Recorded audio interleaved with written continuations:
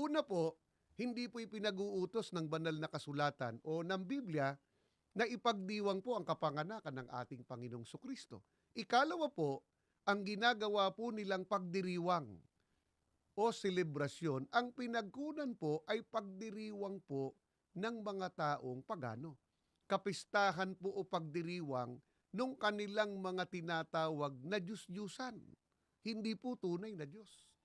Kapatid na Gerson, yun lamang bang petsa ang kinuha po nila sa mga kapistahan po ng mga pagano? Hindi lamang po ang petsa ang kinuha nila mula sa mga pagano, kapatid na Jerry, kundi maging yung mga gawain. Ganito pong mababasa natin mula sa isang aklat pinamagatang The Two Babylons or the Papal Worship. Ganito po ang nakatala sa pahina 97 sa wikang Filipino na po.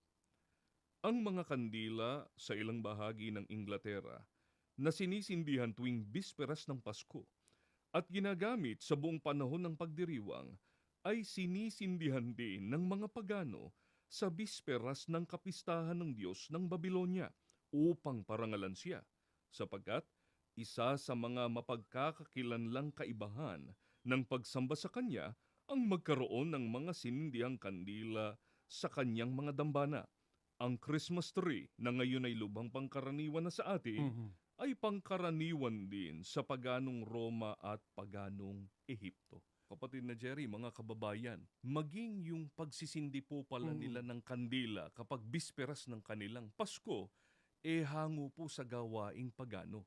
Binanggit din po dito na yung Christmas tree, ito po yung nakikita natin sa maraming mga bahay ng Iglesia Karaniwan yan Katolika. pagka gumugunita nga silang tinatawag na Pasko. Opo. May Christmas tree.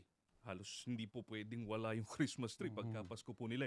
Pero sana napansin po ninyo mga kababayan, ang Christmas tree na ngayon ay lubhang pangkaraniwan na ay pangkaraniwan din sa paganong Roma at paganong Ehipto.